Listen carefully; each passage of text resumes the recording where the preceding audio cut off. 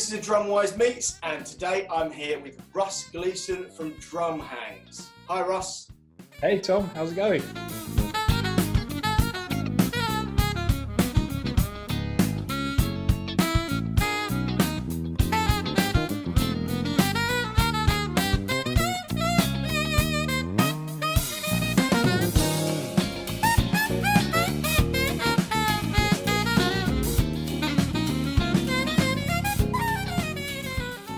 My first question for you today is, what age did you get into drums? And when you first started playing, what bands or artists inspired you? Well, I got into drums. Apparently I had a kit when I was about 2, but I don't remember that, obviously. I must have broken it. Apparently it was a good kit, but I can't remember it for the life of me, you know. But then I got back into drums. There was a few of us. There was a green opposite our house, and we used to play football over there and climb trees and all that sort of thing. And I had a couple of friends, 2 of them were brothers, and there was another guy who lived down the road, and they all started getting into music, playing guitar and bass, you know. And so I kind of thought to myself, well, I need to be more involved because I felt a bit left out, sort of thing. I sort of think, can we start a band and I'll play the drums, you know? So I got a drum kit. So we were playing straight away, you know. I didn't really sort of know about drumming. I just wanted to play in the band, you know. And so we were listening to bands of the day like Oasis and Blur and all those kind of bands, you know, sort of Britpop really. And we did our, you know, I got my drum kit. I begged my mum and dad to get a drum kit, and they finally let me. I had to sell my Sony PlayStation, which is a big thing for Wow. a 14-year-old, or however old I was. And so yeah, they contributed towards the kit, and we got a second hand. I think it was a Pearl Maxwin, but it was a green one, which was a horrible color. But I would have taken anything because I just wanted to play the drums, you know. And so we got that. We got home, and then I set the thing up. I ran up to my friend's house. They lived 5 doors up the road. I knocked on the door. I said, "I've got my kit. You want to bring your guitars and amps down?" And we used to rehearse in my bedroom, and we used to rehearse in my bedroom, and we made such a noise. It must have been so loud. I don't know how the neighbours put up with it, you know. And then we got a gig. We were so young, and we rang up this pub in Hove because I'm from Brighton, and we rang up this pub in Hove, and we went down there. And the guy came out and he said, "Oh, you guys are too young to play. You can't play in here." So, and we were in my dad's van, and we had all the equipment in the van. And and then he took us back up to this other pub. He rang a few more pubs, and this other pub finally let us play on a Sunday lunchtime in this pub in Hove, you know. So we went there, and that was our first gig. It was a disaster. Awesome. The first tune I played when we got the kit back from the rehearsal was "Are You Gonna Go My Way," Lenny Kravitz. Okay. I could just do that, you know, because I was just doing it by ear, you know. So yeah, that's a bit of a story, I guess. Awesome. Yeah. And do you still have that kit, by the way? No, I sold that. We traded it in for a Premier APK. Yeah. Which was in, I can't remember the name of the finish, but it was a special edition, which kind of looked like cat sick. But it was like a purple quartz sort of finish, and it was a 22, 12, 13, 16. So I think I picked the wrong size as well. It was too, you know, it's not what I play now. But I think I remember having the brochure actually, and there was a finish called Catsick. Yeah, I think it was very rare, very, very rare. But yeah, it was like I think they might have called it a purple quartz. I can't remember off the top of my head, but it looked pretty cool to me at the time. But yeah, not what I'd chosen now, you know. And what were your big influences, like, you know, to inspire you to start playing? Really, my dad's record collection kind of got me going, really. And I would pull out these records like Michael Jackson Off the Wall and records like that, and I'd look at obviously I was into the music first of all, but when I started looking at the sleeves, I was thinking I wanted to find out more about this music, you know.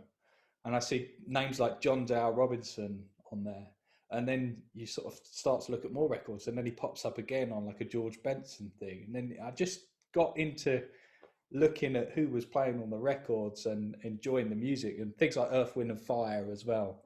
there was an album called I Am, and there's a big intro, if everyone knows that album, and it's a cool looking, I think it's like an Acropolis on the front with a light coming. It's a cool album cover, and I thought, wow, what's this? And so I stuck it on, and the first tune is In the Stone, and there's this big intro to the whole thing, if you know it, and it's like, wow, it's the funkiest thing you'll ever hear, you know. So there was records like that, and then yeah, I mean, I was just trying to play the parts of the day, really. You know, things by Oasis and Blur, you know, those were the bands that we were listening to when we were 15. You know, we'd go to the gigs, like bands like Cooler Shaker, bands like Super Furry Animals, things like that. You know, we were really into that, you know. So that was really cool. Yeah, and then big influences like Mitch Mitchell, before getting into more jazzy kind of things, before I started having lessons and getting more into the history, you know. So yeah. Talking about, you know, specific drummers there links me nicely to my next question, which, here's my disclaimer, I believe this is a very hard question, and I would struggle to answer it. But, you know, I don't want to make your life easy, Russ. So if you had to pick just one, who would be your all-time favourite drummer? I mean, is there a clue behind you on your backdrop? Oh, I mean, yeah, I mean, this guy is a huge influence on me and so many other people as well. You know, what he's done for music, and his contribution is just huge. I mean, I use Spotify a lot, you know, and I've got a lot of playlists from different drummers I like. I've just set it all up, and my Gad one is over 100 hours of just tunes that he's played on, you know, and it's like, I love it. I listen to it all the time, you know, and so he's a huge influence on everyone. He changed, I mean, if you were thinking about a 20th century drummer, you know, Steve Gadd would be the guy. You know, if you look back in like 500 years, you go, well, 20th century, oh, okay, Gadd, you know, I think, you know, but there's so many. I mean, Gadd, if I have to pick one, maybe I have to pick Steve, you know, but there are so many. Anyone who's ever played the drums, I'll try and listen to and learn something. Actually, so then give us a bit of a list of other influences, because I think that's important for people that watch this that might want some sort of inspiration. So talk to us about the other ones. Yeah, I recommend finding the records with these people playing on. There are YouTube clips of all these people, and it's quite easy to go down a rabbit hole. But when you start to kind of investigate the names and investigate the records they played on, that's where you're really it's gonna hit you on a deeper level. So I would think about people like Sonny Payne, who played with Count Basie, and there's some unbelievable records with him. The first record I heard him play on was Count Basie Atomic, and that is an incredible record. And then later Sinatra at the Sands, and It Might As Well Be Swing. And those records, I listened to those. I mean, I had this notification saying, you're one of the biggest listeners to Frank Sinatra in the world, or something like that, from Spotify. Oh, really? Well, you know. But yeah, but it's mainly those two records, you know. So yeah, Sonny Payne's a huge influence on me. His groove, his sense of just the excitement when he plays, it's incredible, you know, and his way he drives the band along, you know. So yeah, I've only really heard him play with small, big band stuff is what I've heard him play with, really. That's his kind of forte. And yeah, I like a lot of big band drummers like Mel Lewis as well. He's a big influence on me. And then more small group players like Elvin Jones, listening to him with John Coltrane and with his own group, the Jazz Machine, as well, is, you know, dig out all those records. And him playing with Wayne Shorter, if I could recommend one record for people to walk away from today and listen to, it would be Wayne Shorter's Speak No Evil, because that is one of my favorites. But that's a bit of a gloss over. But like I say, I could go all day talking about these guys, you know. The thing is, I love this, talking about records and drummers that played on them, because, you know, for me, I wouldn't know half the stuff I know I know now if I hadn't been told about the record to you know, go and listen to it. So it's just sharing that information with other people, isn't it? It's really important, definitely. Yeah, it's easy to not. It's easy to sort of not go and listen to records these days, because everything's very visual these days. And so when you're kind of going down that road of wanting to look at stuff all the time, obviously you learn a lot by watching someone. you know, that's how you'll learn stuff. But if you're listening to a record, that's gold, you know, and you've got to dig out these records of these guys playing them. The next question here is very much about drum hangs. So obviously this sort of situation that we're in right now is you know, unprecedented, and it's just so like no one was kind of expecting this, and drummers all over have just lost tons of work. And I think you and I have done something in a similar way, in the fact that obviously drum hangs is a massive successful thing, and I've just done a bunch of interviews, so I'm not comparing the two. But in the fact that we've tried to do something to like keep people entertained over this time, and yeah. I found out about drum hangs, you know, quite late on actually. I didn't. You'd done loads of them when I found out, and the first one I did was the gag one, and what an incredible thing, like concept you've come up with. It's so cool. So just talk to us about how drum hangs came about, how the idea came about, how Neil got involved, and just things like that, just so that people kind of know about the story of it. Yeah, well, firstly, like, it's great what you're doing as well with these interviews, you know, and keeping people inspired and moving forward. You know, it's easy at the start of this lockdown when it happened. It was just obviously a crazy situation, and it was very easy to kind of turn your back on things that you did, you know, turn your back on listening to things, turn your back on playing your drums, you know. And I felt that, you know, and as did Neil as well. You know, we both were like, oh, what you listening to? Oh, I just didn't feel like it, you know. And I thought, when the lockdown happened, I thought, wow, what are my favorite drummers going to do? How are they going to work? You know, I need to do something, you know. And so that was the reason why I did it, was like I could give them some work, you know. And that was what the whole thing, how it came about. And I thought, well, this is the way to do it, you know. And we spoke to Neil, and I said, well, look, I've got this idea. Do you want to just, you know, do a thing on a Saturday? Because we'd done a thing, just the two of us together, and I've got a note here that says drums and tea with Neil, you know. And we did this thing where we were just at our kits and we were just playing for a couple of hours. And so we did that, and we were like, oh, that's quite cool. We both hadn't really used Zoom. We said, oh, well, that works. That's really cool, you know. And then like, hey, should we invite some people along this? I said, well, yeah, that would be cool. And then the first time we did it, we had a few days notice, and we had about 60 people come along, you know. So we did that, and we thought, wow, that was good. And there was this whole sort of energy that came off the screen, because it was live in real time.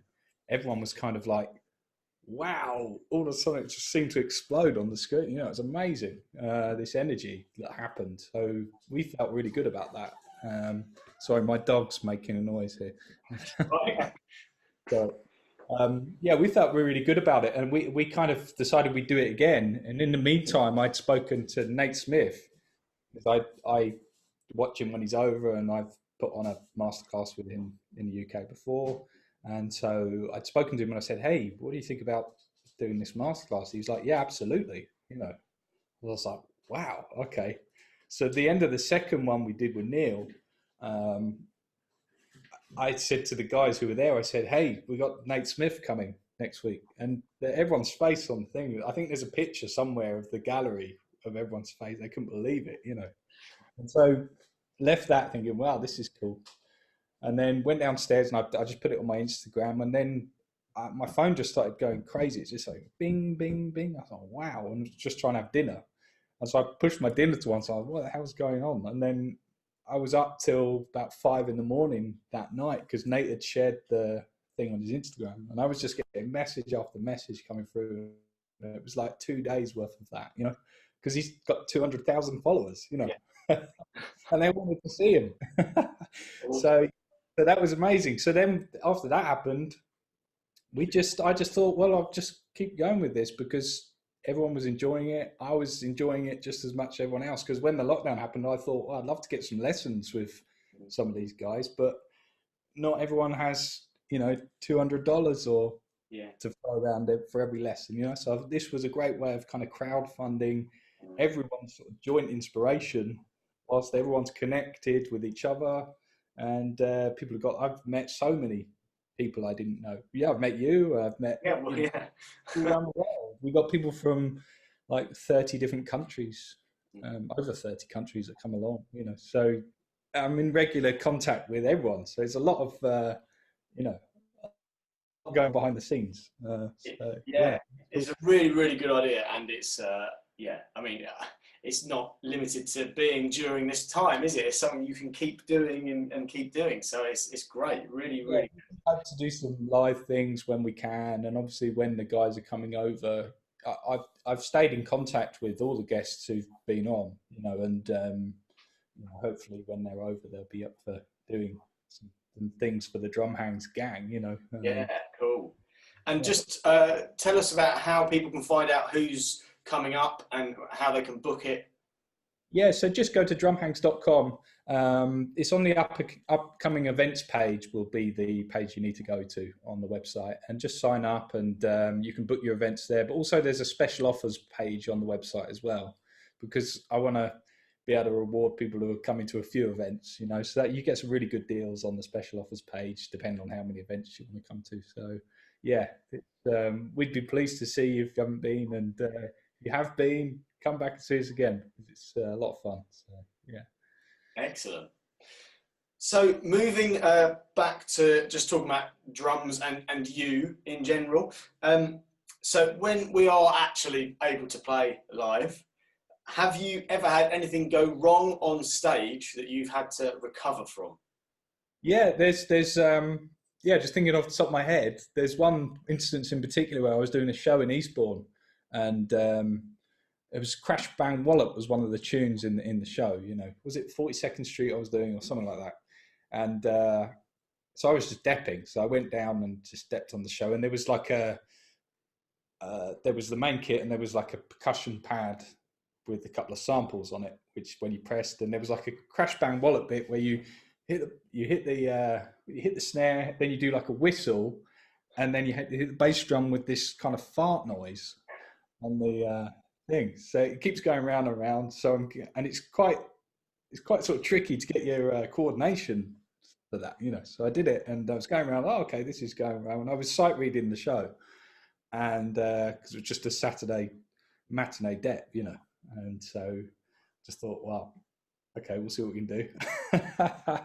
And so I get round to the last kind of Crash Bang Wallop with the whistle and the fart noise, and the button got stuck on the percussion pad, and so all you can hear is like frantic noise going off, and I think, oh my god, and I'm trying to unpick the button while I'm playing on the thing. So that was one. I mean, lots of things go wrong when I play, but that was one. Oh, that's amazing. That's a really good one. I got many. Like I say, lots of things go wrong. Yeah. Excellent. And apart from sampling fart noises, Yeah. what are your hobbies away from drums?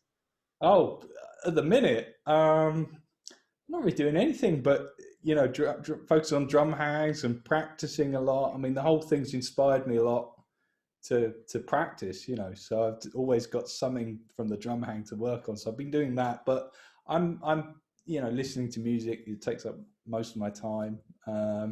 But other hobbies, wow, I take the dog for a walk, I guess, if that's a hobby, Yeah. Yeah. So we try to take the dog. There's a lovely place near us, Virginia Water, where there's a nice lake. So we try to get down there as much as we can. And that clears your head at this time, So, yeah, I'm into basketball, things like that, So, yeah, not too many hobbies apart from music. I'm pretty, And that I've said to so many people, if people are watching loads of these, they're going to get so sick of me saying this, but drums, even if drums like pay our mortgage, drums still can be our hobby. There's nothing wrong with that. We're just lucky that our hobby becomes our job. So yeah, like what you tend to notice with a lot of the guys, well, I've noticed it before, obviously with Neil and many other guys here in the UK. They like I guess the phrase is a bear eats honey, and they just live and breathe breathe it, you know, and that makes it sort of, you go, oh, it's okay to be like this because everyone else is actually like this as well, you know. And the drum hangs things amplified that whole thing because everyone we have on, when you got Steve Gadd sitting there going, I feel like a kid again, I'm just playing rudiments and I just love music, and you think, wow, that's how I feel, you know. And so it's okay to be a geek, you know. It's okay to do that. Absolutely, nothing wrong with that. Yeah. Now, speaking about being geeky, here's my next slightly geeky question, my curveball question, which I've asked everybody. So, what's your favourite biscuit? I quite like the pedigree chum. You know, the bones, the little bones, the pedigree chum. They're for my dog. But yeah, I haven't got a favourite. But today I'm dining out on these. Can you see these Tesco? Yeah. Extremely chocolatey chocolate swirls. Wow. Yeah, you could have one if you're here, but Oh, you're not. see, Yeah. when I did one of these interviews with Neil, Yeah. we talked quite a lot about tea and biscuits, and he went and got out a book. I think it was called Tea and Biscuits.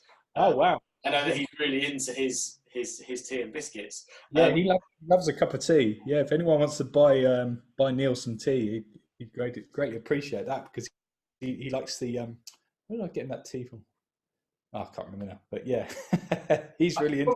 I should probably say actually, if people are watching this and they haven't done a drum hang or whatever, we're talking here about Neil Wilkinson, who does the drum hangs with Russ. So just there is a separate interview for Neil Wilkinson if you want to watch that, because we're just referring to him as Neil. People might be like, what? Yeah, they might be like, what? But yeah, Neil is one of the greatest drummers. You know, well, the greatest drummers that pick up the sticks. You know, he's incredible.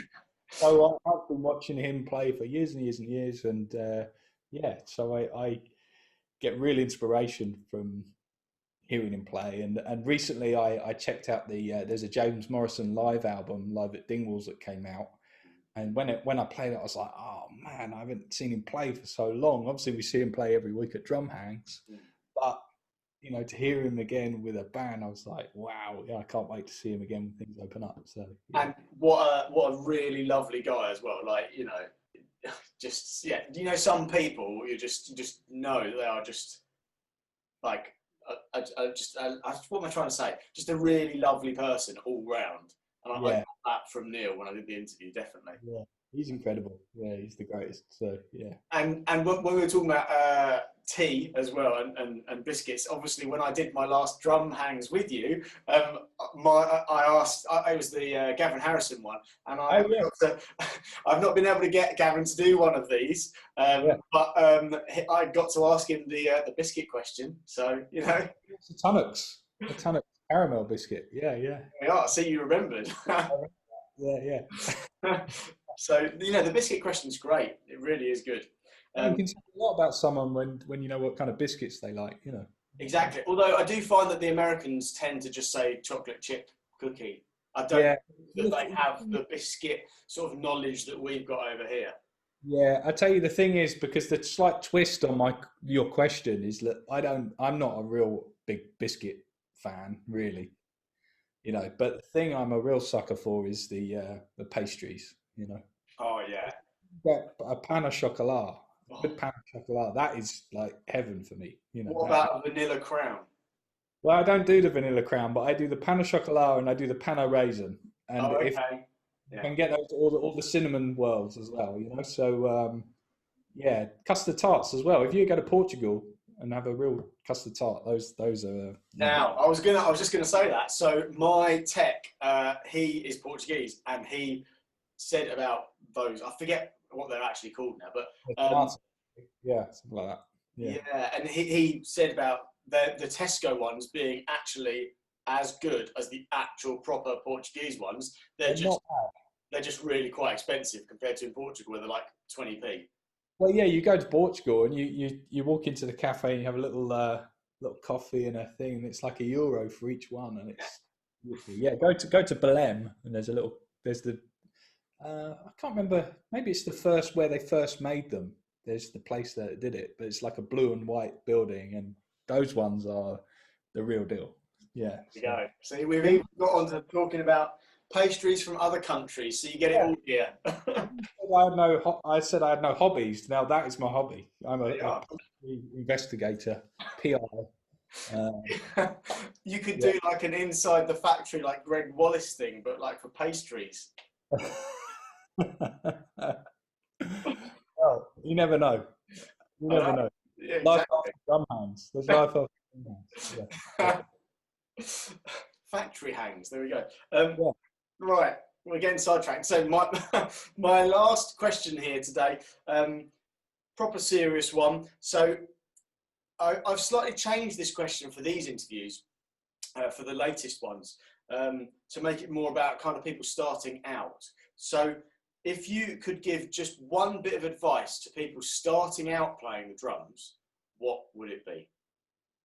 The best piece of advice I can give anyone looking to play the drums is just to keep at it. 3 words: keep at it. You know, don't give up. You know, just these 3 words all the time: persistence and determination. Don't give up. Keep at it. You know, everyone I've ever seen, I've dealt with drummers now for 25 years.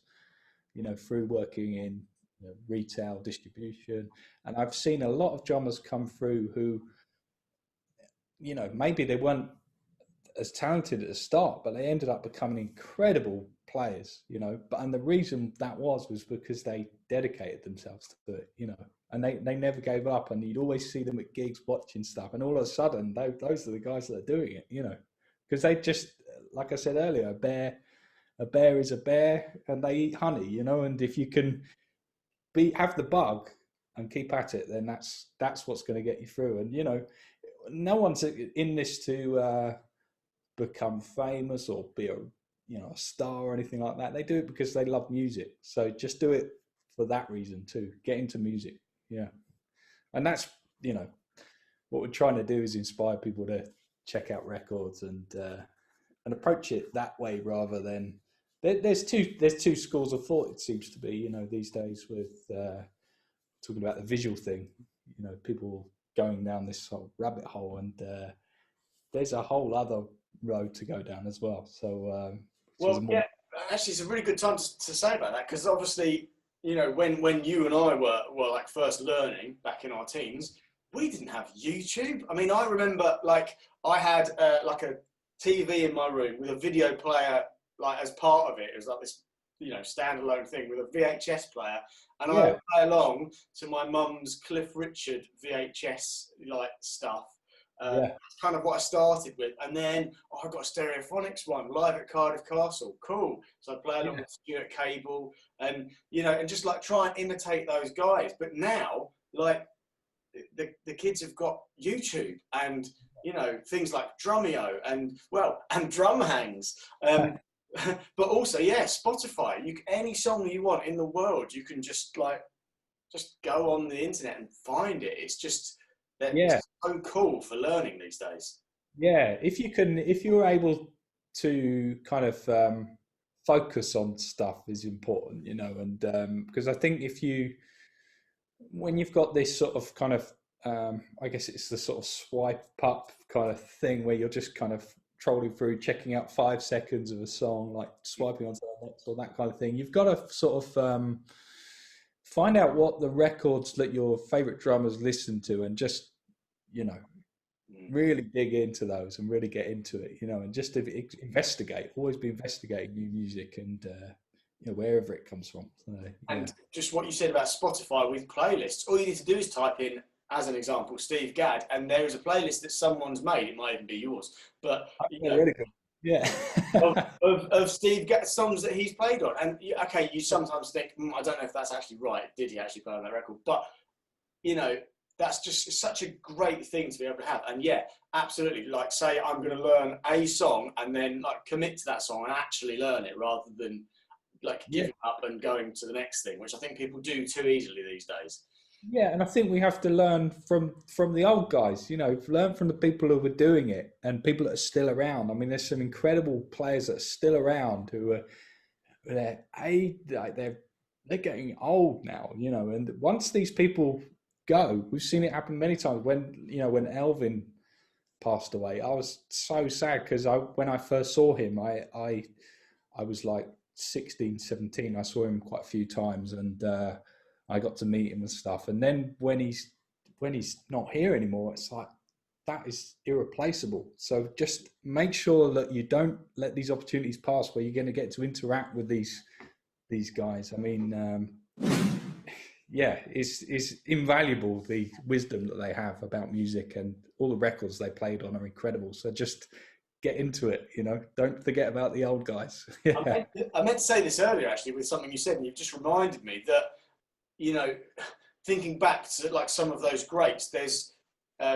those names will go down in history forever. Forever. And you know, there are drummers now, like more modern drummers, people that who are maybe not household names, but you know, their names will again still go down in history. But I would say there's not as many now as, you know, looking back. And I think, yeah, it's just like learning those sort of people that are always going to be there as a inspirational name. Yeah, I mean, you know, 60s, well, 50s, 60s, and 70s, there's so much great music happening. And once you've really got into that stuff, anything you hear is, you know, oh, I've heard that's been done. That's been done. There's nothing ever new, you know. And so these guys are the masters. So I would suggest that anyone kind of go deeper, always dig deeper, you know, and investigate. Russ, thank you so much for spending your time with us here at DrumWise today. It has been an absolute pleasure talking with you. Thank you, Tom. Really enjoyed it. Thanks for asking me to do it. And good luck with DrumWise. And hope to hang with you soon at Drum Hangs.